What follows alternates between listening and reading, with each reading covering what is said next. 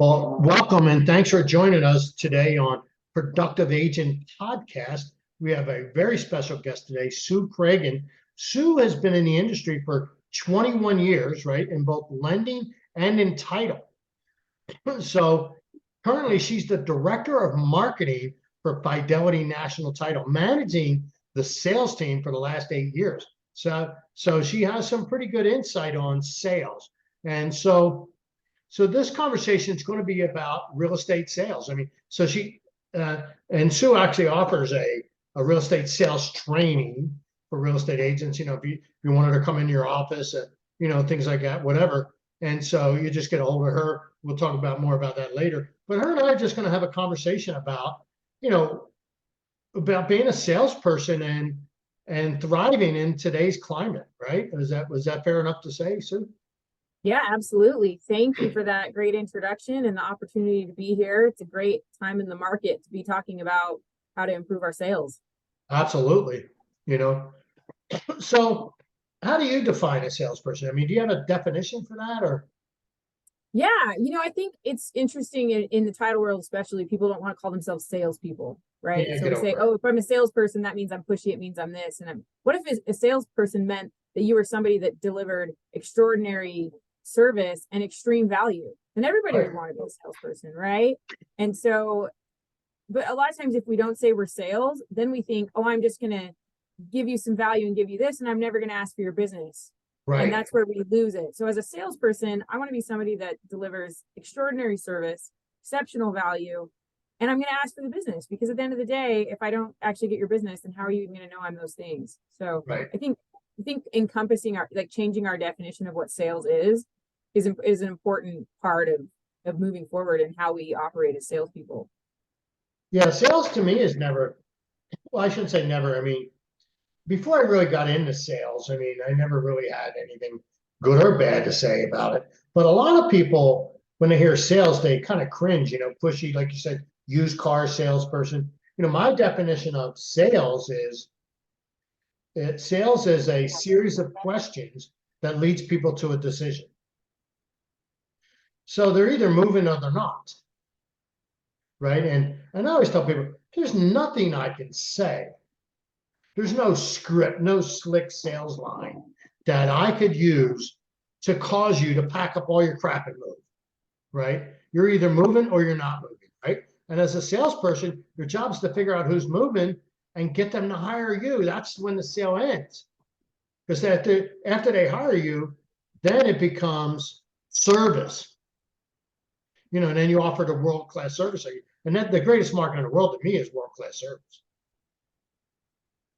Right? Yeah, that's absolutely true. And I think if you say, no, I'm not going to sell today, then what's my plan? Because you probably are going to want to sell at some point. And I think that's the other gap in a salesperson, is that I have a way to communicate with you where I don't seem pushy or annoying, but I'm checking in with you because your circumstances are going to change. And when they do, I want to be there.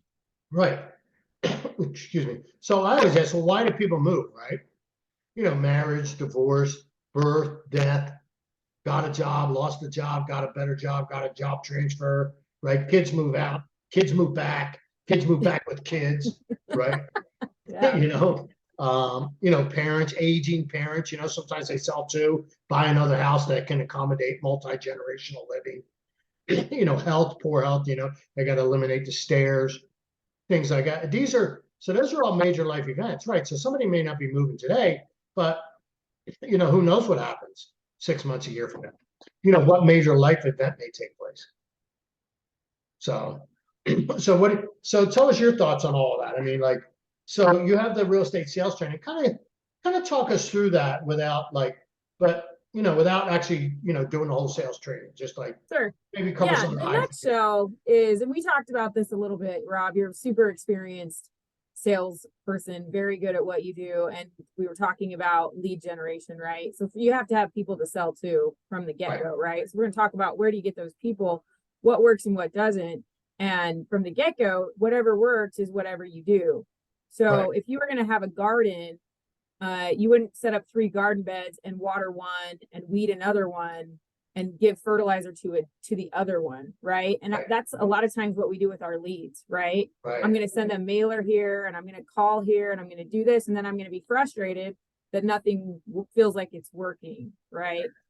So right away, it's consistency. Is pick your garden plot and then do all the things to that one, right? It's you're gonna door knock, then door knock those people and follow up and get in front of them and do that consistently, or make your calls consistently. But like you were saying, is doing anything consistently.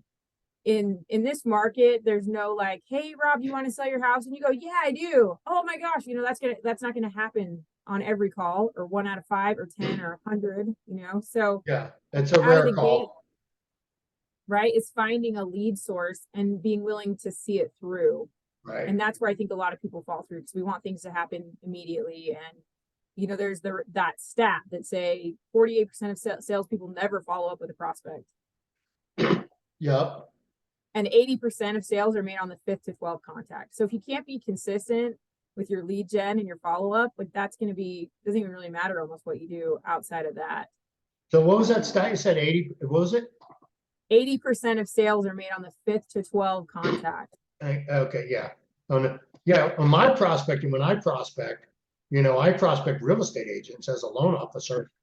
And I have a program that unless they say stop calling, I call for 12 weeks every whatever day. If they're on a Monday call, I call them every Monday for 12 weeks. Now I was out of town last week, so I had a pre-scheduled email that said, hey, normally I call you today, but I'm out of town, sharpening my axe, So they heard from me on Monday, And I love that, because if you've read the book, The Speed of Trust, it talks about that trust is built by those types of consistency. That if you say you're going to call on Monday, then you better call on Monday, or acknowledge the fact that there's not a call, one of the two, right?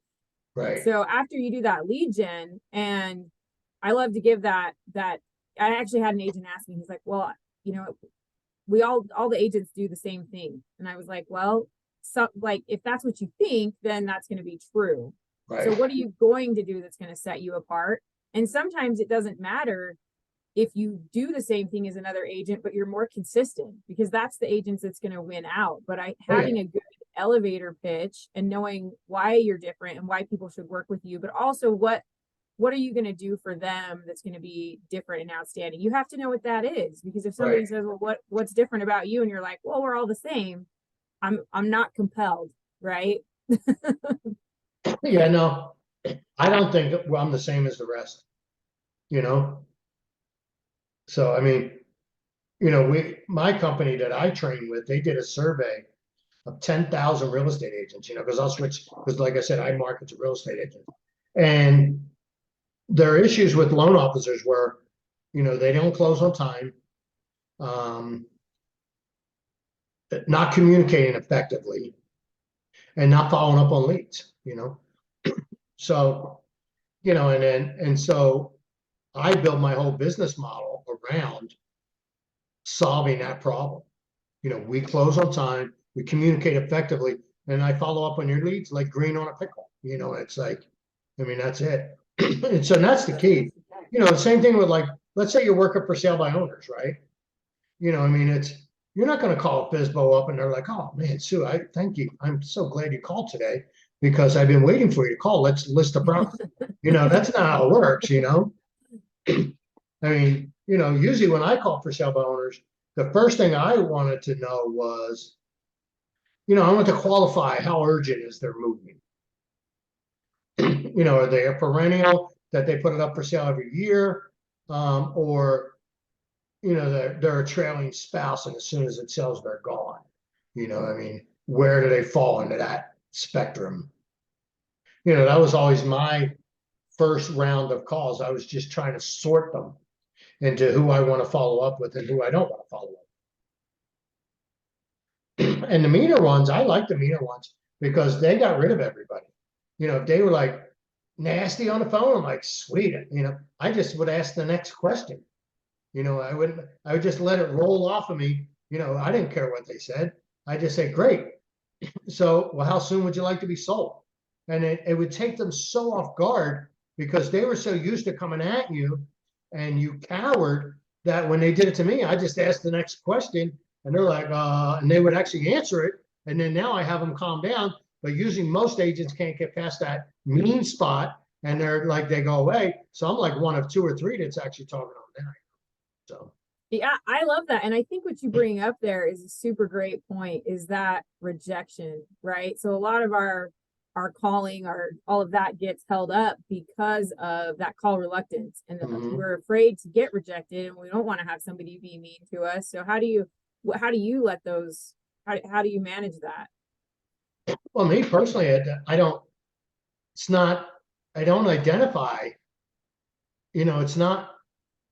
it's not where I get my love. You're not calling FSBOs for positive Right. affirmation? Well, because people equate the no with not being loved. At least that's my opinion. My theory is that's why people don't do it, because the basic human needs to be loved. And so they equate the no as not being loved. And like, that's not my identity. That's not where I get my love. Yeah, 100%. And so being okay with that, of them saying no to me doesn't have anything to do with who I am or how good I am at my job. It has something to do with whatever's going on at their end. We don't know. You know, maybe they just had a parent pass away and now they're having to sell their house and they're stressed out and they're taking it out on everybody. We don't know. Exactly. Yeah. What do you call it? What's the book? 4 Agreements, don't take anything personal. Yeah. And I think that's an important mindset to go in with when you're going to do that. Same thing with door knocking. You get door slammed in your face. Right. Yeah, they're not quite as bad in person. Everybody's a tough guy on the phone,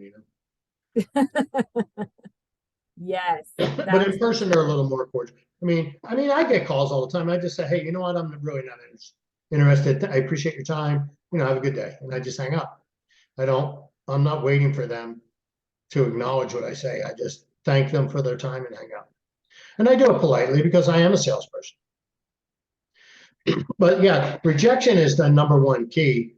And people just have to, you just have to realize they're not rejecting you as a human being. They're just, they're either not moving if you're door knocking, right?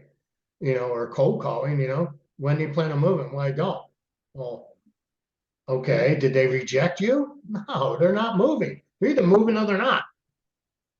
Right? I mean, so I think with FSBOs, it's that it goes back to that value proposition. You also may have been the 7th realtor that's called and asked them to list their house, right? So how are you going to differentiate yourself from all those people that are already calling? You have to have something different and compelling. You don't want to get yelled at or hung up on, right? You're the 7th one. And having something that you're going to offer them to help them with, to add value, that's how you're going to get them to pivot and listen, right? Yeah, I don't mind when they yell because, like I said, they usually chase agents away and it doesn't bother me at all. I just simply ask the next question on the script. And it throws them off.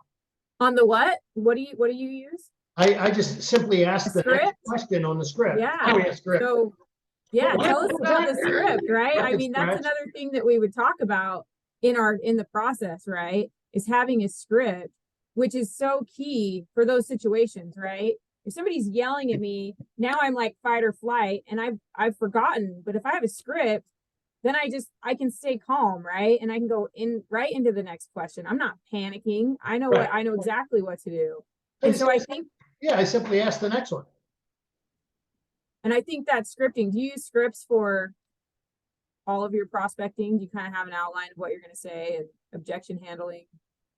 Do you know what the most popular script in real estate industry is? What's that? I don't use scripts. Yeah, that I can't even tell you how many times I've heard that. I mean, you've heard that more than any other script, right? Because it's a script. I mean, you have to really understand. I don't want to sound like a robot. It's not me. It's not this. Yeah, we could go on and on about why. Well, the reason why you sound like a robot is because you don't know the script. Because you haven't practiced it. Right. So can I tell you a quick story? Sure. One of my salespeople just barely came to me. And so the most common objection that we get when we are talking to real estate and lenders is that they already have a title company, and I'm like, well, of course you do, right? Like if you're doing business, you got to be doing business with someone. So to me, that's just like I'm going to throw that up there. because if you can't overcome this, we're not even going to talk, right? And this salesperson's fairly seasoned, but because she didn't have a script, because she wasn't ready, like Right. this threw her off, right? Right. But it's like we have tons of scripts for objections. Like this is the most common objection. And it's interesting because we think, oh, it's common, I don't need a script. But it's like, if she would have reviewed that before she made the call, she would have been ready for it. And instead, Right. she got flustered and was like, oh, okay, thanks. You know, it's like, that's a hard one for her. But because we even think, I've done this long enough, I know. And it's like, but when somebody yells at you or does something unexpected, suddenly your mind goes blank Right. and you're not ready. Get a fight or flight. Like I get that all the time, you know. Well, I already have a loan officer. And I just go, well, of course you do. So how long have you been in real estate? I just ask the next question. I love that. Yeah. And that's really the same. Yeah. I would assume that somebody who's successful in the industry would have one. So what's the Right. next Of course question, you have right? one. Yeah. Right. I mean, Or because what do I have that I'm like, that's great. Here's the next thing. Like, of course, we're planning for that. So right. that's I think one of the big things. And I saw a realtor do an amazing presentation where she went through like walking through a home and that whole conversation. And she's like, did that sound scripted? And they were like, no, it doesn't. She's like, well, it is. The whole thing. It's memorized. Right. And I think that's one of those things that we don't want to do. So one of the other things I talk about, especially with newer agents, is how marketing to your sphere, to your SOI. Right. Because I find a lot of people for them, but it's a little subtle. It's more subtle. Yeah. And I find that a lot of people don't.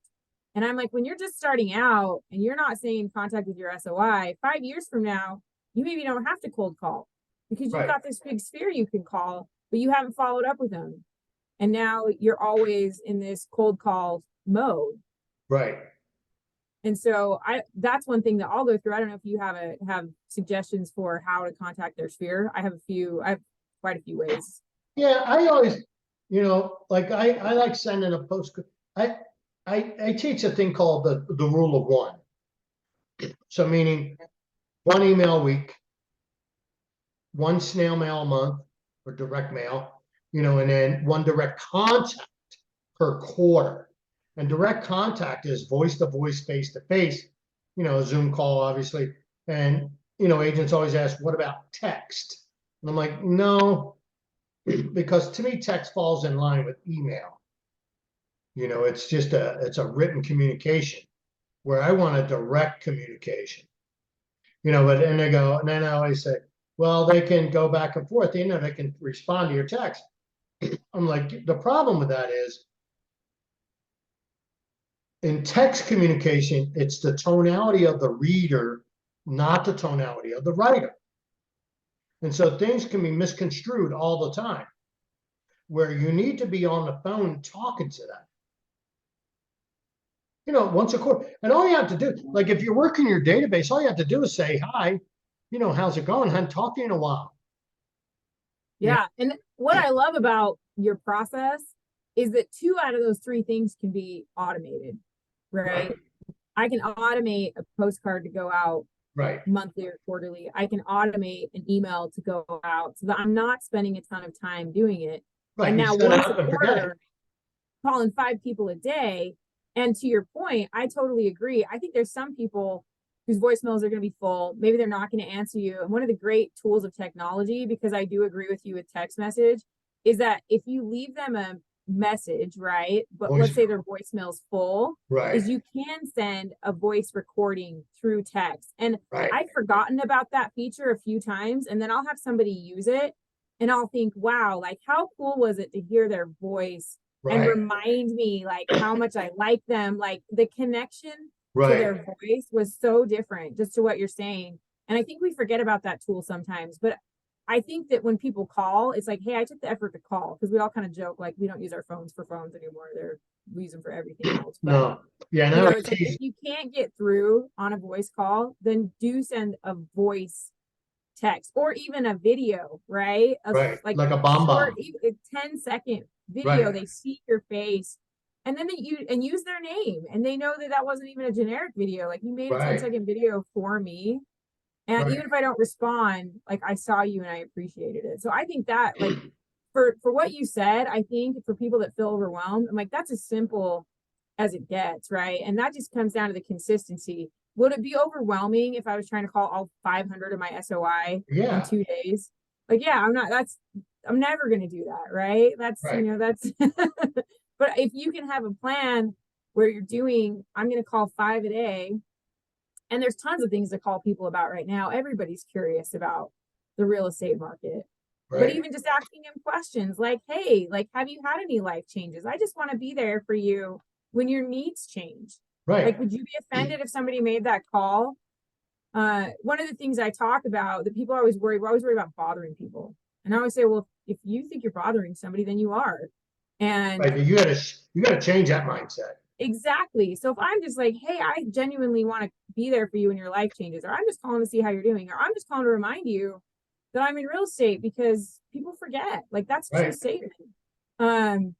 And just seeing like, hey, have you thought about investing? Like, my friends right now, we're all at the age where investing in a second property is now an opportunity. We're Right. not buying our first home anymore. And so calling people that are in my demographic and saying, hey, have you thought about using your equity to invest in a second home? Or the next generation, just like you, hey, are you looking to downsize? Like, these are great questions. That doesn't mean, and you can be very genuine and sincere, and people appreciate those calls. Yeah. And I always say, instead of saying, do you, I always say, who do, right? Always use the word who, who do you know that may be downsizing? Who do you know that may be considering, because now, don't wait till you're ready to retire to buy a retirement property. Buy it 10 years before. So imagine if you bought a retirement property 10 years ago, rented it out. Then fast forward 20 years, and then you sell your primary residence, for 4 times the amount you paid for your rental property, that your retirement property that you converted to rental, because you can treat it as a rental property, take all the depreciation, all those years, and then sell your primary residence and avoid the capital gains, and then move into your rental property. And as long as you live there 2 years, you no longer have a capital gains issue with that property. I mean, it's I a love beautiful that. thing.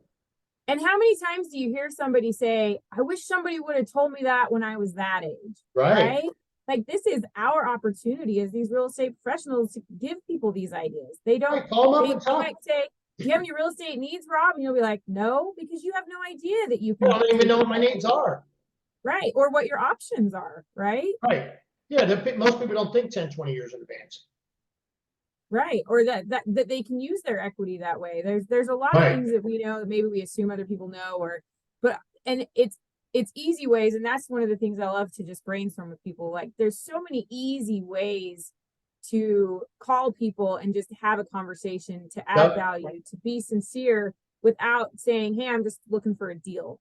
And that's Right. what we're afraid of sounding like, right? Nobody wants to make that call or get Yeah. that call. Right. Yeah. Nobody. I mean, it's commission breath. We all know what it looks like. Right. You have to frog them first, though, right? Frog family, recreation, occupation, goals, right? Right. How's the wife? How's the kids? Blah blah blah. Now we're coming into the warmer weather. So one of the frog questions is, hey, do you guys have any plans for the summer? Right. And if they do or they don't, it doesn't matter. So, and the key, you got to remember is, while it is a conversation, it's not about you telling them your plans. So if I were to say to you, do you have any plans for the summer, Sue? And you'd say, oh yeah, we're going to do blah, blah, blah, blah, blah. And then you'll say, what about you? And I would just say, we really haven't solidified anything yet. So, and then just go into your next question. So, because it's not about you talking about you, it's them talking about them. And so we love to talk about ourselves. So it's really easy.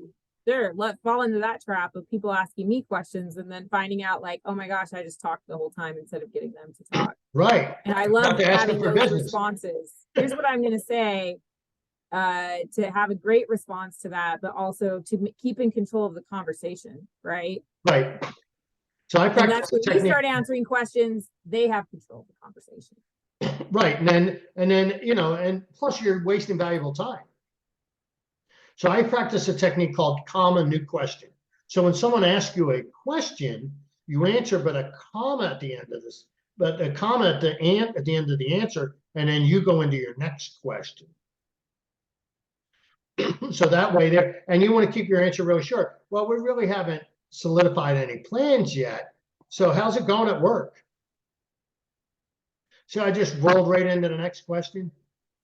And they don't even realize that's what you did. It just rolls naturally. Right. So, and then the transition from those questions to the business part of it. So Right. That's the other thing people have a hard time with. They say, I feel inauthentic when I ask about their family and then I switch to business. Like I only asked about it so I could get to this. Right. The real common hang up. Well, that's why you need to let them talk about them. See, if they talk about themselves, you know, by asking questions and you allow them to talk, and then when you ask for business, they're okay with it. Well, and it doesn't. Let's back it up. You're not even really asking them for business. So let's just say we went through Frog, you know, or some of it, and then I'd say to you, you know, I'd say, Sue, can I ask you a question about real estate? Do you have a minute? Do you have a question for that, or you have a minute for that? And you'll say, yeah. And I'll go, Sue, have you considered the idea of potentially buying your retirement home now? And then so what people do is they take the equity from their house, they put it down on a retirement home, and then they rent the retirement home out, say for 5, 8, 10 years, whatever it is, you know, so you'll retire. And then what you're doing is you're paying today's prices for a future home. And then, you know, you keep it rented out for 10, 15, whatever. And then when it's time to retire, you can sell your primary home and then move into the rental property. I mean, have you ever considered anything like that? And if they're like, no, I said, you know, I think, you know, would this be something you'd want to sit down and discuss? Absolutely. Yeah. I mean, you know, why not? You know, why not send out a letter, you know, priming the pump so that when you do call, you know, mention, you know, talk about buying a retirement property today. And then you can say, you know, and then when you call, you can kind of easily work into it. Or you know, hey, you never know, you might get phone calls coming. Yeah, the double-edged, right? And I love that with the direct mailer. That, I mean, I could talk forever about my feelings on mailers and whether or not they work. And my short answer is they work if, right? So if I send you a there's mailer, rules to it. I'll call you. Yeah, there's rules to it. It's not meant to be the end all be all. You still have to make the phone call. So in other words, back to the rule of one, right? One email, one direct mail, and one direct contact. The main purpose of the whole campaign is the direct contact.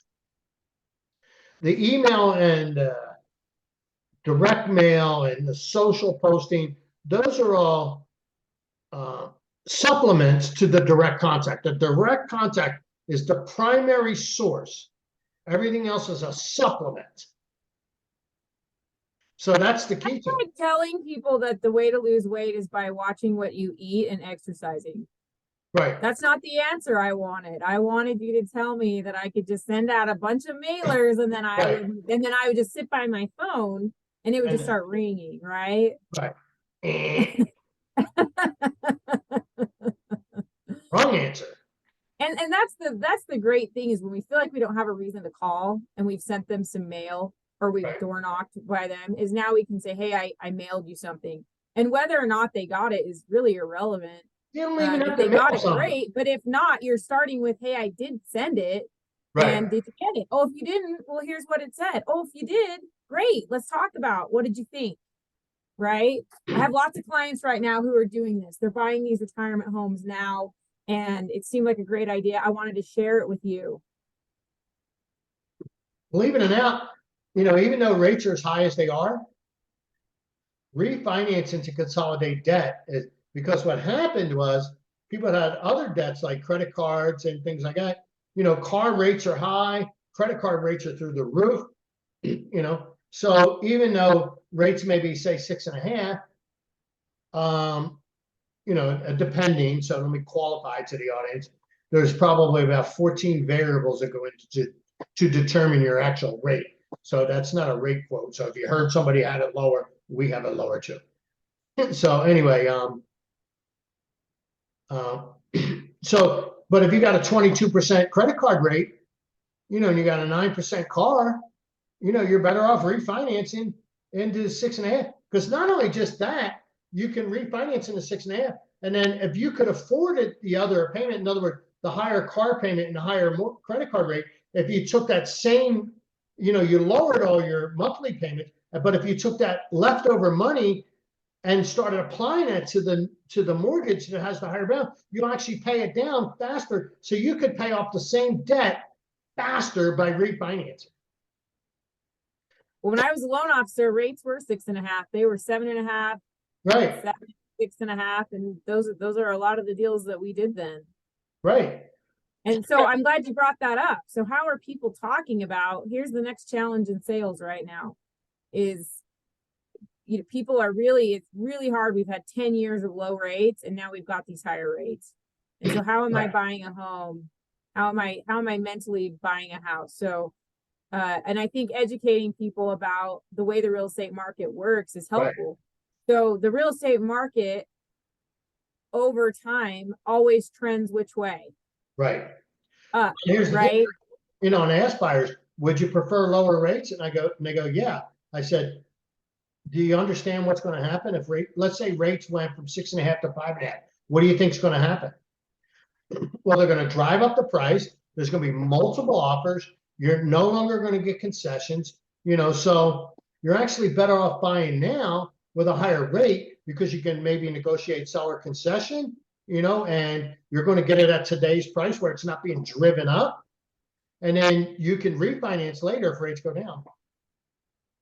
And I love that. And I think it's 100% is just that the idea that rates and prices are going to go down is something that sounds magical, but it's really unlikely the way our inventory is stacked right now. Right. We still have severe shortage of inventory. And I think that's just one of the things is you can always get stuck with, there's a lot of people that I wish I would have sold last year. Yeah, it would have been a great time, but you never know you don't know when the top is or when the bottom is until it's gone. Right. And by then it's too late for either way. And so you really have to know what your own goals are. If you're going to move in 6 months, then probably doesn't make sense to buy something. But if you're going to be anywhere for a year or two or longer, at the end of the day, it's going to make more sense to buy. And if you can qualify with the higher rate, then just know it's going to be a great day when the rates come down and you can refi and get an even lower payment. Exactly. And so it's all just about letting people know, call them up, tell them, send them direct mail, send them emails, and there's so much conversation going about the market that you're getting from, somebody who's not in real estate, right? Because people we're experts at everything now because we have the internet, right? Right. And so to get a call from an actual real estate expert and say, yeah, there is a lot about the internet, but here's what's real, right? Like, I'm in this every day. This is my job. And these are just people that have read an article here and there, really giving people that information so they can make good decisions. I mean, having been a lender, it was amazing what the misconceptions were about credit and how it worked. And it's the same thing with the market is there's just a lot people don't understand. And we take that for granted that now we have an opportunity as the professional to come in and educate and help these people make a better decision for what's happening in their lives. Right. Well, it's an expression. It's confused buyers don't buy. So you need to educate people so that they can make an informed decision. I mean, it's just that simple. And I love that idea of the call, right? Because if I post some social media and I don't understand it, if I see a realtor post something about why I should buy right now and it didn't make sense to me, am I going to ask that question online? Right. Probably not. Yeah, probably not. But if you called me and said, hey, Sue, what did you think about that post? Right. And I was like, oh, I'm glad you asked because I actually didn't understand what you were saying. Right. Or how would that work for me? Or here's my scenario. I might even say, well, my scenario is slightly different than the one that you said. Like, would that even work? Right. And I'm not going to say that online. Right. I just go, I don't get it. A lot it. of people won't. Right? I'm on to my next cat video. So. Right. Yeah, exactly. I'm more of a dog video, but I get the point. Oh yeah. Well, that too. And so I think I love that. And I think cold calling is the same way. just having that value to add, right? Right. And I think cold calling is a lot of time we think it's a one and done. If you call a realtor that you've never spoken to before, Rob, and even if they don't want to use you at that moment, you never call them again. Well, you never got a shot. No, I call them 12 times or unless they say, take me off your list. I knew a realtor that made a great career out of door knocking. And he'd call, right? He'd get their information, and then he'd call the people that he would door knock. And he Sure. did have a few people that would say, don't call me anymore. And he actually would, but like in a funny way. If they were like very much like, don't ever call me again. But if they were like, yeah, I'm good, he'd be like, I know you said you'd have to call you, but I had this great thing that happened and I just really thought you'd want to know. And Right. it was kind of funny that he was like, and he actually got a few deals by doing that. And you got to be careful and be respectful of people if they really don't want to hear from you. But a lot of times people will just say that, like, yeah, take me off your list, because we just default. It's like when we walk into a department store and people that don't even get commission, they ask us if we need help. We say no. Right. Even though we do need It's help. a reflex. Is that people's kind of knee jerk is to be like, no, I'm good. Right. Well, and that's funny. I'll tell the story, or the story how I tell it. It's not an actual, it's based on how I feel about it. So like you said, you walk into a department store, and so for me, shopping is not a sport. And so I tell how, let's say I decide I'm going to buy a suit. So I make a decision. I walk into the suit store. No, first I make the decision I'm going to buy the suit. Then I decide, when am I going to do it? And how much am I going to spend? So I'm going to do it. It's July. I'm going to do it Saturday. I have time off. So, but I got to cut the grass in the morning because I don't want to have to cut the grass later when it's hot. So I cut the grass. I take a shower. I got a pair of shorts on. Now I had to bring my dress shoes because I can't try the suit on without dress shoes, right? And so then I stuff a pair of socks in there, and I walk in with, wearing flip-flops, shorts, t-shirt. I'm carrying a pair of shoes with socks in there, and I've decided on my budget and everything. And I walk in and the salesperson says, can I help you? And you're like, no, I'm just looking. Oh, crap. I didn't do all that because I had nothing better to do. Shopping is not a sport for me. If I'm going into a suit store, I'm there to buy a suit, period.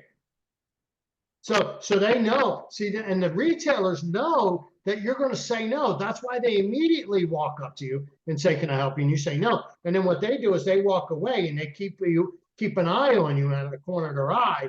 And then when they see you start to look for help, boom, they come right over. Yeah, and I love that.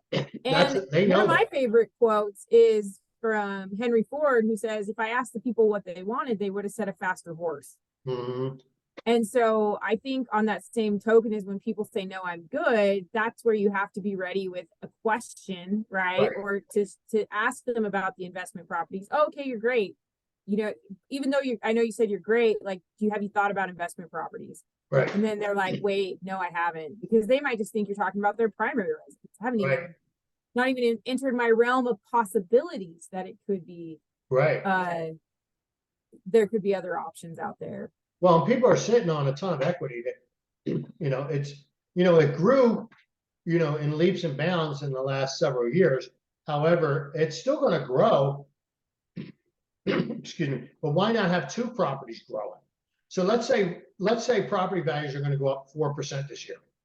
Well, if you took your equity out of your house and purchased a second property, well, they're both going to increase at 4% each. So, why not? Why not have it doing twice? Right. Yeah. And having one or both paid off by the time you're ready to use them would be pretty amazing. Right. Well, then your retirement home, your current home would definitely be paid off by then. And if you had any, if your positive cash flow, you can do whatever you want with it, But then when you sell your primary, you pay off your retirement home, finish paying it off. Right. And the only way that I can offer these options, I know about them, right? So I need to be educated about what lenders can do. Right. And how people are creating extra value and wealth and properties. Like, I need to be that expert, or I can't offer these things. Right. If I'm only in the mindset of your primary, if you're not looking to buy or sell, you're house, I guess I have nothing to offer. So we have to know about those options. Right. One of the other things I like to talk about, we talk about sales, and I actually talked to an agent yesterday about this too, is a CRM. Right. Customer relationship Relation manager, manager. Yeah. right? So I can't automate my emails or my mailers if I don't have a CRM of some Right. sort, right? And I mean, Excel works definitely like the most, I mean, anything is better than nothing, Right. right? And Excel is a great thing to have to keep updated so that you can export it into something, but Excel's not going to send automated emails for you. Right. And so if you don't have a CRM of some kind that's doing these things for you, you're tracking your cold calls plus your SOI so that you have something creating a system, right? Is these systems are really important because I can sit down and if I don't have my CRM telling me exactly who to call for the day, then I'm all over the place, right? I'm like, well, I'll Right. just do this or I'll do that. And then suddenly the day's over and I'm like, what did I even get done today? So I'm sure you have a CRM of some kind that you use. Yeah, actually, I work with a couple different tools. So my main mass emailing, I use a tool called Active Campaign. And so it has a CRM component. I don't pay for that. But I do have all my email go through there, my bulk emailing, if you will. But it also has the ability to text, because I do it for different things. Like, so I send out emails every week to real estate agents. And then when I send out, like for people who register to a class. So if somebody registers in one of my class, then they'll go into an automation to where they'll get an email reminder the day before, and they'll get an email reminder the morning of, and they'll get a text reminder about 90 minutes before the class. So that's an automation tool, because I don't do a set and forget like where I have 50 emails already prepared and then they all take off. So because I create my email every week, but it's sent to the whole list. Right. And that's the key, right? And even if you're doing it, you spend one day, you get your email done, you set it out to be delivered, it's hitting everybody. Same thing with the text message. I think having some of that automation is really important. And then being able to track how often. One thing I notice is I can be like, oh, I don't need to call Rob. I just barely talked to Rob. And then if I go to the CRM, I'm like, it's been 6 months since I talked to Rob. Right. Time goes by a lot faster than we think it does. And without some way of tracking that, it's real easy to tell ourselves that we don't need to make a call. We're much better at talking ourselves into not doing it than having it. So having that in front of you, I would say having that CRM or some way to track who you need to call and how often is really important in this to maintain your consistency, right? Because otherwise I'm all over the place because I thought I just talked to you, but it's been months. Yeah, the easiest way to get through your database in once a quarter is just one day a week, pick 2 letters of the alphabet, A, B. Call everybody in your A and everybody in your B. That way you don't have to think. The other way is to do more of a division, because some of your letters can get heavy, your S's and things like that. But, let's say you have 300 people and say, okay, well, there's 13 weeks in a quarter. Let's just say 12. So there's 12 weeks. So you just take your 300 divided by 12. And so what does that come out? 300 divided by 12. That's 25 a week. That's 5 a day. And half of those people aren't going to answer it, probably. And you leave a voicemail, but leave a voicemail. Yeah. It's just, hey, this is Rob. I just was reaching out to touch base with you, see how things are going. You get a chance, give me a call, leave your number and hang up. And so 5 phone calls a day. So think about that. If you really work a database properly, right? I mean, it takes about 2 years to get it consistently paying off. Doesn't mean you won't do transactions in the meantime, but to really get it to becoming a well-oiled machine takes a couple of years. But let's say you do that. I mean, unless you got a well-oiled machine going now, you got nothing better to do. So, and you can expect 10% return rate. So if you have 300 people, that's 30 transactions. I mean, with commissions, $12,000 to $15,000. I mean, we're talking serious money. 5 phone calls a day. If you can't make 5 phone calls a day, then I want a 1,500-word essay explaining it to me. You know what I I'll mean? have Chat GPT write you one right now. Yeah, yeah. Now I got to change my a non-chat GTP essay.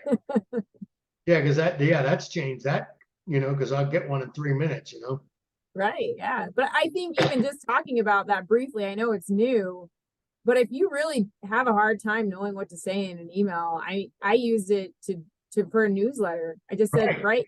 give me the 10 most important things a homeowner can do Right. to take care of their home. Short, bullet point. And I said short, right? Because I noticed if you don't tell Chat GPT to be short, it likes to write long things. Right. And it did. It wrote like just a quick bullet pointed thing. I was able to put it in there, but then I can say things about me, like I can insert things that are relevant to me. Right, you can tweak it, right? Yeah, and for me that's huge. Like I can tweak things easy, right? But coming up from something from scratch, that feels like, oh gosh, like this is a Oh mountain. yeah. First you sit down and you go, I don't know what to write. Done. Right. And so yeah, have it give you something to start and then change it. So there's a lot of great tools to make this easier. So saying that I don't know what to say, there's so many, and that's another reason why I like to sit down with people, because there's so many easy ways. We talk a lot about what kind of marketing can you do from your car when you're sitting there waiting in line, or where you're in line somewhere. Like we have all these apps and stuff. So how can I make those work for me? And I use, Tony Robbins calls it net time, like no extra time, right?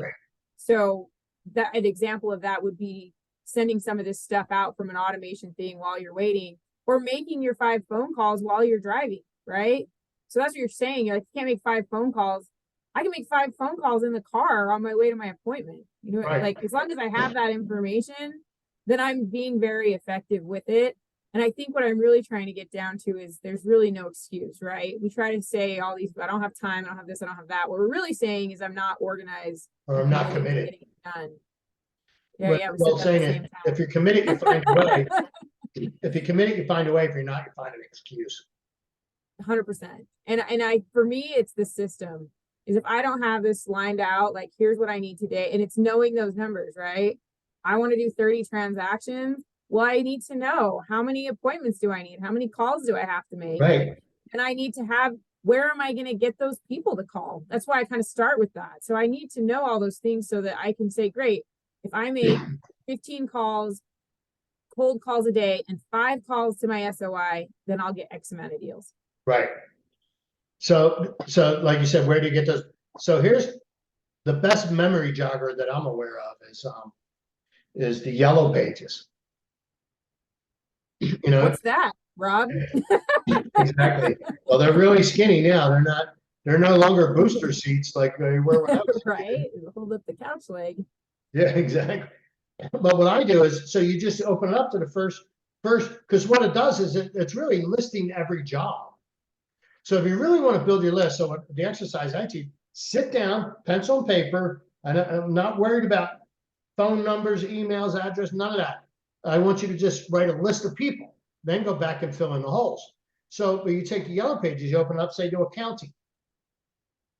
And so, well, who do I know that's an accountant? Who do I know that's married to an accountant? Who do I know that uses an accountant?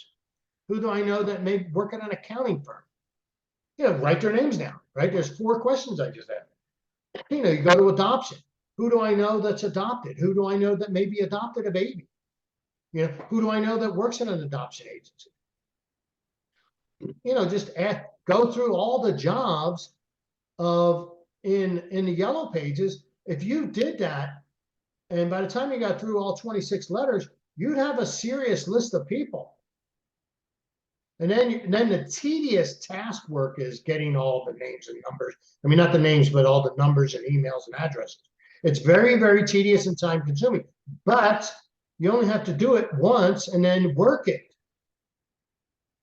And so, but yeah, so anyway, and then you have to, but back to, and so I send out a postcard every month. It's like Boomerang DE or something. So I forget what it is, but it's actually on one of my podcasts.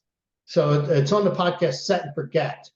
So when on the podcast page, and so what they do is they send out a postcard and they offer like a free this, a 2 for 1, a discount, like at a restaurant, a store, whatever. So businesses, so they contact businesses, and then they even do it. They even segment your list by zip code. So if you have somebody in Ogden, they're not going to get the same discount as somebody in, say, Orem. So they have it. It's pretty slick. And it's like 95 cents a card or 90 cents. I forget. It's cheaper if you do it every month versus every other month. But it's set and forget, and it's something of value. They look forward to it. Yeah. I love that. And I think those are the types of things that are memorable, right? Right. Yeah, I mean, they get it. I was at the credit union, and a young man I know his parents, and I knew him. He played sports with my son. He's probably 21 now. And, and I was talking to him. He said, "Oh, yeah, we get your stuff in the mail, my parents read your stuff, I love that. See, you're like, yes. Yeah, because you wonder sometimes. Yeah. And I think even if they know you, which is why they see it, throw it away. Right. But I've thought about you, right? And now you're top of mind. And so tomorrow when somebody says, "Oh, I'm looking to buy a house and I need a lender," they're like, ding. Right. Right. Like now I'm going to think of you where I'd be like, do I know a lender? It's just what you were saying with the phone book, is you think like, why would I need to do that exercise? It's because when you sit down and go, okay, who do I know? Suddenly you can't think of anybody. You're like, man, I only know like 20 people. But then when you give yourself those questions, then you're like, oh, them. Like I never would have thought of, I can think of, when you said adoption, I thought of 4 people, which I never would have thought if I was just sitting down going, who do I know? It's like, it really gets your brain like, who is it? Which is why, again, doing that CRM from the get-go, right? Right. Because it does become kind of a daunting task if you let it go and now you're trying to go back. And again, you just, bite-sized chunks, put that in your list. I'm going to find 10 phone numbers for people in my SOI that I don't have before. Then I'm going to call them and I'm going to ask for their email. Right. And then buy tools, like I use Spokio. Spokio is a third-party tool where I can look up phone numbers and emails, and so you can put their name in, put the state in, or if you don't put the state, it'll have a whole list. You click on the state and you kind of sift through the list. Oh, that's them, and then sometimes you have their phone number, email, and address. Or some, you maybe get one of the 3, or you might get all 3. Very inexpensive tool too. Yeah, I love that one. We use a similar one called just the white pages, like it's electronic version, right? You can do a reverse address search. So you've got their address. So there's lots of ways to do it. And I love calling and saying, hey, I have this great content I want to send out, and I'd love to put you on my list, and have them give me their email too, and get the permission, and use it as a reason to touch base and say, hey, I care about you. Right. Ooh, excuse me. So yeah. So we covered we touched on FSBOs. So for sale by owners, a lot of times people talk about FSBOs. They're like, they're mean or whatever. And I think, well, not really. I mean, you just have to understand what you're dealing with, right? The idea is they don't want to pay a commission. Well, who does? Like somebody, when I get a salesperson, I'm like, I'm trying to get information, but they're trying to close me. I'm like, look, help me, and so when they go after the close too fast, I push back with, they'll say, well, what are you looking to spend? Well, I don't want to spend anything. And I go, I want the car for free. Well, you can't have that. I understand that. I have questions I'm trying to get answered, but you're trying to go a different direction. Let's answer my questions. And then, and if I like you, I'll probably do business with you. And that's why, I just go right to the next question. But I don't close until I have rapport. You can't, like when they still got their defenses up, if you go for the close, well, you're just annoying them. 100%. You either have to build rapport, or you have to ask me something that gives me pause to think that you've got my attention. So for the FSBO, for example, just what you're saying, the reason why I listed it myself is because maybe I don't see the value of a real estate agent, and I think I can do it myself, right? So you have to know out of the gate, that's probably what I'm thinking. And so the things that are going to be attractive to me is showing me something that you can do that I can't do myself, or the risk, right? Like, do I Right. understand the risk of selling it myself that usually the real estate agent and their brokerage would assume? And am I Right. prepared to navigate that? Do I even know how to fill out a contract? Right. You know, so Well, calling people that are in daybreak and understanding how the HOA fees work would be huge, right? right. Because that's a sticking point amongst professionals, let alone a FISBO. Right. Yeah, I always ask things like, well, first I'll say to a FISBO, I'll say, are you willing to work with a buyer's agent? And they say, yeah, you mean just pay a buyer's agent commission? Oh yeah, we're willing to work that. Okay.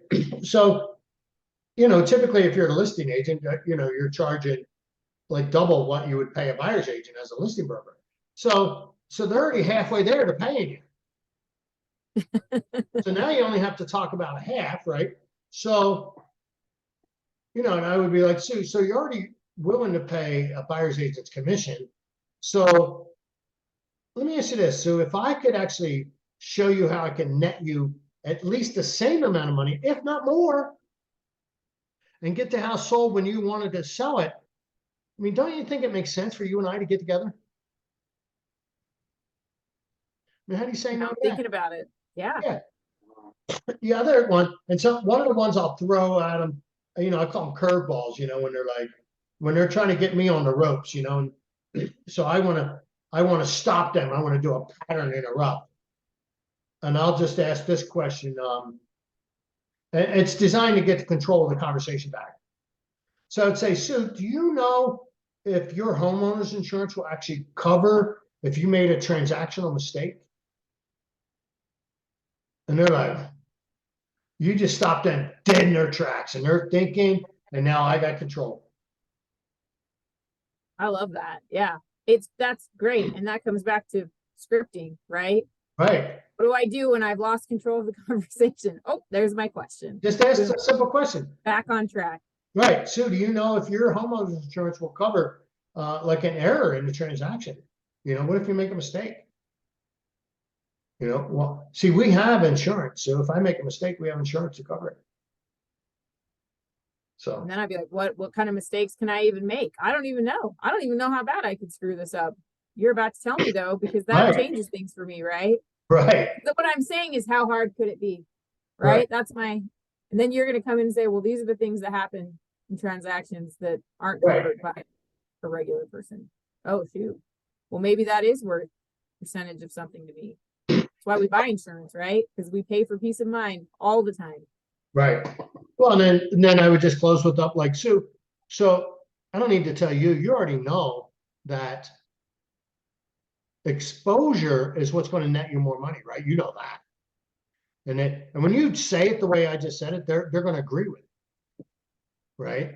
And so, well, that's exactly why we need to get together, Sue, so that I can offer you the maximum exposure so that I can net you at least the same amount of money. Imagine you're netting the same amount of money and I do all the work. I mean, what would be the harm in meeting? Yeah. I mean, is there any reason why you want me to do you wouldn't want me to do all the work and net the same amount of money? No, yeah, we'd be able to think of any reason, right? Right. So then let me ask you, which would be better for you, Monday or Tuesday at 4? So these are all scripts. Right. And I think they're already done. So you don't need to understand why it's important to say Monday or Tuesday at 4. Just know that it is. The experts have already written all of these, right? Right. There's a science behind what you just said with those 2 times, and it works. Right. Yeah, it's called the alternative club. It's like if you have children, you don't take them to McDonald's and go, what do you want? You go, do you want a hamburger or a cheeseburger? You don't let a 5-year-old sit there and try and decide. You give them 2 choices. Then they feel like they have options and their minds don't explode. Right. And raising children, it's called give them a voice and a choice. So, when you want to give a child a voice, and the same thing with them, you want to give them a voice and a choice. Well, they have a voice in it. Which one do you want? And so you have to give them 2 choices, and you have to be able to live with both of them. Right. Smart. You want to use me or somebody else? Well, I want to use somebody else. Well, I can't live with that. Right. That feels like how I dole out consequences. I'm like, wait, is that something that I actually want to live with? No. New right. one. Yeah. I love that. So for sale by, the key to for sale by owner though is massive follow-up. Massive follow-up. I remember years ago, I'll tell you a quick story. So every once in a while we'd go to the back of the stack and just like we turn the stack over and then pull the bottom, flip the bottom one over and call. And so the lead, the FSBO lead, it was about 3 months old. Every once in a while you could just get one that was like old and they're still trying to sell it and nobody's called them in a month. And you just happen to hit them on the right day. So I called the guy. He's like, I can't believe you guys are still calling, So what had happened was it was the BYU and the U game. The loser had to run a for sale by owner ad and get all the phone calls. That's awesome. Yeah, that is awesome. So I love that. later he's like, he was so nice about it. He goes, I can't believe you guys are still calling. 3 months. And I would just go through the pot. And when I would train agents on calling for sale by owners, I would always make them call the old pile first. I want you to call this the first day. I just want you to call them, ask them if they're still selling their house. And a lot of them will say, we already listed or we already sold it. And so when you're calling a month-old list, I would say 95% that's your response. And so the reason why I made them call that older list first is so when they start calling a brand new list and the guy says, well, I'm never listing with an agent. I want you to remember when you called the first day, they all listed. I want you to That's a great exercise, right? Have a little bit of stats in your pocket of. Yeah, because if you called everybody and they said they wouldn't list, well, you would believe that. So I train their mind to believe that they're all going to list. Yeah, I love that. And I love what you said about massive follow-up. And I would say that about any of those categories, FSBOs, Right, SOI. And I have those sales stats of how many 80% are made on the 5th to 12th contact. And in my mind, there is a time period where that resets, right? So I called you 4 times and then I don't call you for 6 months. Guess what? You're starting over. I'm at 0, right? I've lost, and maybe I'm not at 0, maybe I'm at 2, but I mean, 2 or 1. For me, that's there's a reset there. And if you don't have that consistency, then now you're just kind of throwing stuff on the wall and seeing what sticks. And that consistency is incredible, an incredible key, that massive follow-up to really having these numbers work for you. And I think that's where when we can't be consistent, which is why we need to know what they are. When I say 5 a day, that sounds manageable, right? That's nothing. I call 30.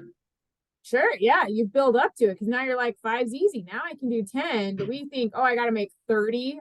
And then we can't even make 1 because 30 is way It's too easy hard. to make 30 calls because most of them don't answer. Yeah. I mean, and that's the other thing. It's like if I'm dialing 30 numbers. I mean, I can get through 30 calls in 90 minutes. And if you've got to start with one and start building the muscle, right? Build it up. Then we get with 2. Just listen to a podcast yesterday about we wait to be motivated a lot of the time. And he talked about how he's like, I never want to work out. He's like, so I just put my shoes on. And then once my shoes are on, then I'll go. So a lot of times it's like, if you're waiting to be magically motivated to call people, like probably not going to happen. You're not going to have that day where you're like, I love being hung up on. Like that's just, but if you just start dialing and then now you're like, okay, that fear was really fake, right? I build it up to be bigger than it is. And now that I made one call, we have an escrow officer that right before she cold calls, she'll call one of us and she'll pretend that it's a cold call, right? But we'll be super nice to her just to warm her up, And so if she has a series of bad ones, she calls somebody that she likes and has a great conversation, then she gets back to it because it's not personal, right? There's people that like me, there's people that don't. It's nothing. It's fine. Yeah, when I get somebody says take me up your list, I'm like, okay, great. And I just roll the next call.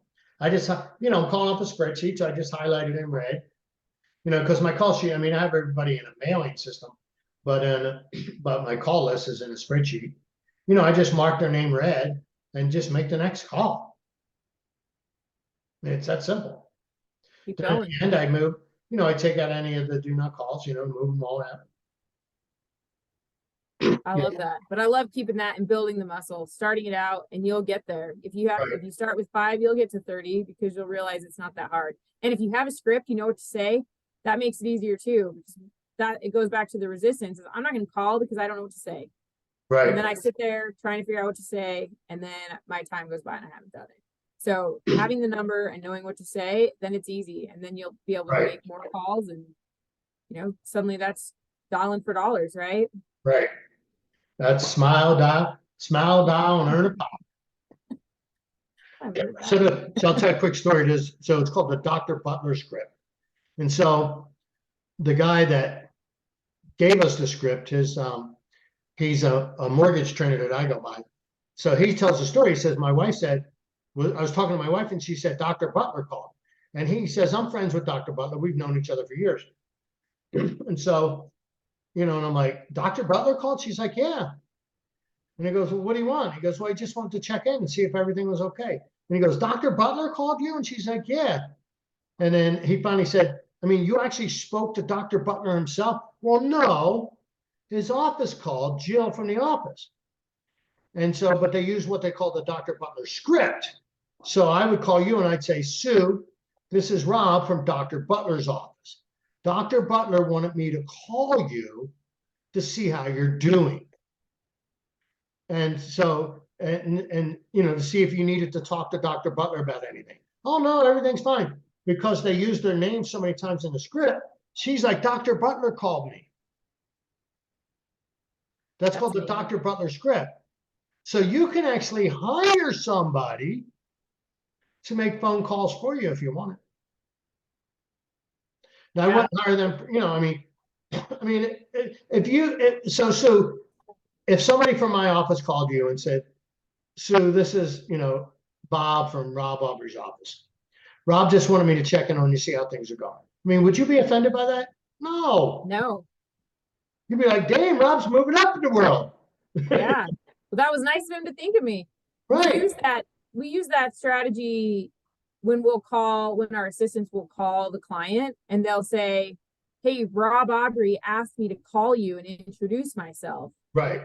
Because we're the title company, and like a lot of times people don't know what the title company does. And when I say your name, so we do that as a service to you, right? Because now they're thinking, oh, wow, like Rob's really making sure that I got taken care of. Right. That Rob's all right. He's got a whole team of people. Yeah, they'll be like, yeah, Rob called about my title. No, the title company called, but yeah, exactly what you're saying. So there's just so many different ways to do it. And it's just back to system. So like I have a system. I call on certain days. I make certain calls on certain days. And then, I do certain things on certain, like these podcasts are on Fridays. So I'm not. So if I had some advice for somebody on systems, okay, because a lot of us salespeople tend to be yellows, right? We're very good at talking to people. We love talking to people. We love talking about ourselves. Systems are not our strength, right? And so how do I get a system if that's not my strength? And that's one thing that I came up against is I kind of trained myself to just fly off the seat of my pants and do this and that. But there's a level, right? I can't get to the next level because that sort of methodology is only going to get me so far. And if I'm fine with that, then it's okay. But if I really want to accelerate if you want to take in this market, I need to get to the next level, right? Because also my levels just dropped down when the market shifted. Right, everybody's level dropped. Yeah, so I need to level up. And so how do some people are just good at it, right? They're just like, oh, I needed a system and I created it. And so you just have to have a plan. In fact, I have what's called a agent DSP. We're putting it together in the pretty format that matches all our color schemes and that kind of stuff. And so what it is, it's a daily activity plan for agents that I'll be launching. Just called the DSP, Daily Success Plan. Monday you do this, Tuesday you do that. And the key is, the problem agents have, and I'm not going to pick loan officers have it. Most salespeople, the yellow types you just described, the high eyes, is lack of systems. They're distracted by shiny toys. I teach this. There's, for a real estate agent, there's 4 time blocks, right? You have to master the first 2. If you master the first 2, the second 2 just take care of themselves. So number 1 is your morning routine, and it's different for everybody. Like somebody with 3 kids, they've got to get off to school. Their morning routine is different than mine, where I don't have that. So, and I work from home. I don't have to get ready to go to the office or anything. So, so I have that. So that's routine. So everybody's routine or time block 1 is their own unique. Time block 2 simply is 2 hours of appointment setting sessions, right? So I changed the name from prospecting because prospecting is a scary word. So I changed it to appointment setting session. This session is set to set appointments. That's it. And so you can't do anything else. You can't answer the phone. You can't return emails. You just have to put your voicemail, direct voicemail for 2 hours. That's it. Make your calls and then return calls. And so I used to, years ago when I was an agent making cold calls and everything, I would change my voicemail every day. I practiced real-time voicemail. It would say, today's Friday, it's May 5th. I am in the office. However, I won't be available till about 11 o'clock. So go ahead, leave your name and number. I'll get back to you. And then if it was, let's say it was a buyer call me, they had a question about the loan or whatever, I was the agent. And then I would just say, or I'd call them back at 11 and they're like, oh, I already called the lender. I'm like, great. They already worked it out. Amazing. So that's time block 2. So time block 3 is returning phone calls, returning emails, grabbing lunch. That's time block 3. And time block 4 is preparing for and going on appointments. That's it. So it's just 4 time blocks. And again, if you master 1 and 2, 3 and 4 take care of themselves. You don't have to worry about 3 and 4.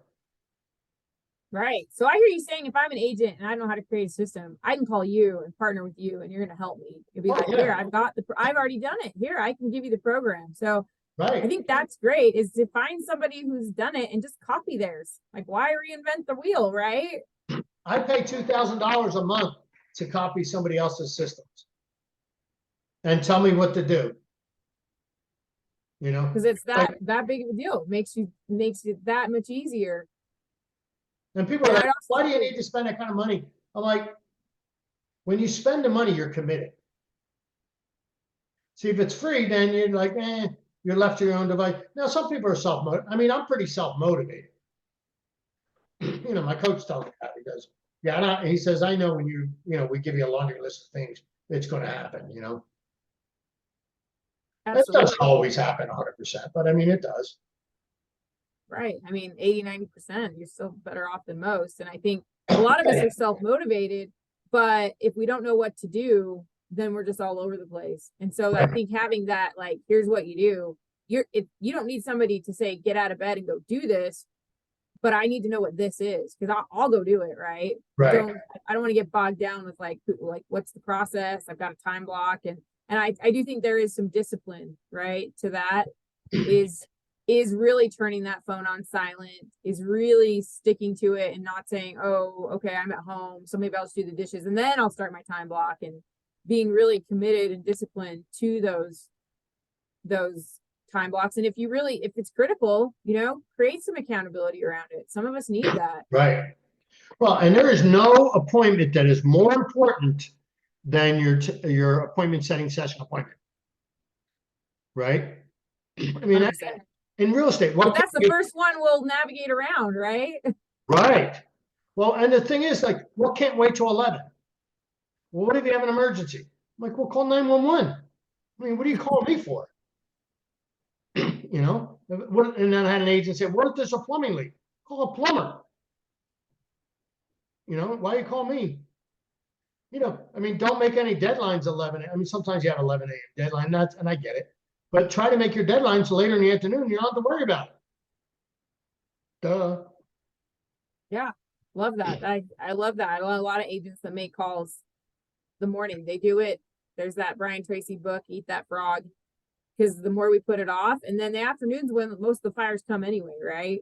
So if you can control your morning, you can control your day. You've done the things that mattered most. Right. And you only have to control it up to 11 o'clock.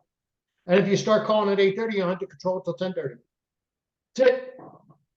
8 right. How amazing is that? Right. And I want a chat GTP 1,500 word essay explaining why you can't do it. Oh, I love that. So, Love that caveat. Yeah, I think for me those are the critical things is right, there's always a way. And it's interesting. I was talking to somebody else this morning about the difference between people who ask questions and find a way versus those who say, "Why I don't make my calls? Why not? Well, I don't know who to call." Well, ask, right? Like there's so many resources out here right, of how to do it, when to do it, where to get the info, like tons of ways to get it done that if you don't know, you're not stuck. There's right. options and you just have to be committed to being vulnerable and saying, I don't know who to call. Can you help Right. me? Well, so if somebody had that question, they could call you, right? Absolutely. Where would they call you at? Where would they call me at? My Yeah, what trusty number? cell phone. That is the one place to call me. Right. And what is your cell phone? 801-699-2236. That's 22 I what? mean 2236. Okay. Yeah. So thank you. Yeah, I love to have these conversations with people. And I think, obviously it sounds like people can call you too. You've already paid for Oh, it. yeah. You've got all this information. Like who wouldn't want to sit down with you and get this dialed in? And once you do that work, then you've got it, right? Now you can Right. just go. But we try to reinvent the wheel every Right. day. And then we're tired and frustrated, right? Right. Yep. So, wow, we could go on for days with this topic. Yes. I mean, we barely scratched the surface on some of them. Like I can probably talk an hour on FSBOs, hour on SOI, hour on expireds, hour on farming. Because farming, you break it up into geographic and demographic, demographic being, divorce attorneys, CPAs, Oh, yeah. You want to talk 55 about and who gets the older. deal before the agent gets the deal? We could talk about that for an hour for sure. Right. Here's a demographic farm that most people would never consider. What about people that own a two-story home for the last 20 years, for at least 20 years? Just what if you had that list all over the county, right? And send them a picture of a Rambler. And the question, what if you didn't have to go Right. up the stairs anymore? Right. Because they Tired may of just be stairs. doing it, right? Tired of stairs. And then I'd be like, oh my gosh, I didn't even realize it. But yes, I am. I am Yeah, tired of the stairs. what if you sent them to 500 people that own a two-story home? Not a recent one where they got small kids. They're not tired of stairs yet. But the No, kids, that's why I have kids is to send them up and down the stairs. right? Yeah, they were the original dumbwaiter. So, but yeah, no, I mean, so that's why I say 20 years. So they've owned the home at least 20 years. So the odds are great that the kids are, especially if it's a second home, then 20 years, the kids are probably gone. Yeah. And you can even, a lot of times, if, like with the census and everything, you can actually target an age range. So what if you just targeted those people that have a second story? Because maybe it was even 10 years. Maybe they moved into it and thought, oh yeah, I'm still good, Then they've blown out a knee sense and now suddenly the stairs are the worst. Or the kids are gone. But yeah, they don't have the kids. They're here. It's been 10 years, but there's a certain that demographic where suddenly stairs are not that glamorous. Right. Yep. Or like you can send a picture of a lawnmower and a snowblower with a circle and a line through it, advertising a condo for sale. Because a lot of people think condos of, 3-story walk-up apartment complex. Like I live in a condo, my building, it's only a 4-unit, but the building is 2 units. It's like a twin style home shared by a garage wall, and I have a Rambler, with a full finished basement, 2-car garage, nice little side yard, and it's a nice condo, but it's not what people think of when they think of condo. Condo, think of, apartment complex. Right. Yeah. And which goes to another demographic of people who don't want to do yard work anymore. Right. Yeah. See, like mine, I have a 1-bedroom main floor with 2-bedroom and a bathroom down in the basement. So mine is like a hardcore empty nester condo. So I love that. And I think people taking the opportunity to brainstorm that with you, because just when we start talking about it, I'm like, oh, what about targeting small square footage homes that people have bought that now need to upgrade because it was great when they first bought it. And now that small square footage home is way too small. Yeah. What about townhouses that were bought in the last 5 years? So I always say, what are the odds of a young couple in Utah having kids and outgrowing that townhouse? Really high. Yeah. I mean, if you ask the first-time home buying couple at closing, every time you were at closing, if you said, when do you do? I bet 4 out of 10 times you're going to get an answer. I mean, you're going to get a date. Not an answer could be no, but I mean, but if you ask that question, I mean, it's just, I mean, that's our demographic. Know it.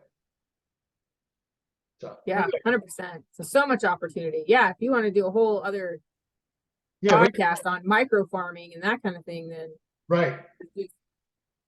Yeah, we can just have it. Yeah, we can have a brainstorming session. Let's plan that in a few weeks. Excuse me. So, but anyway, I have to get running. We've been here a long time, and we can, like I said, we can go forever. So, well, thanks for joining us, ladies and gentlemen. My name is Rob Aubrey. I'm your host of Productive Agent Podcast. This podcast is powered by Aubrey Home Loans, which we're known for closing on time, effective communication, and following up on your leads like green on a pickle. So, and then of course, Sue, she gave you a number. Sue, give your number one more time. 801-699-2236. 2236. And, Sue is, she's a director of marketing with Fidelity. Is it Fidelity Title or Fidelity National? Fidelity National Title. Fidelity National Title, right? Been in the business a long time, a wealth of information. If you need help, just give Sue a call. She's more than happy to help you out. And same thing with me. Just give me a holler. We're just here to serve you. And that's why. So everybody that I have on my podcast, we're all in the industry, and we just have servants' hearts, and that's just who we are. So anyway, well, thanks again, ladies and gentlemen. We love helping you out. So any questions, give us a call.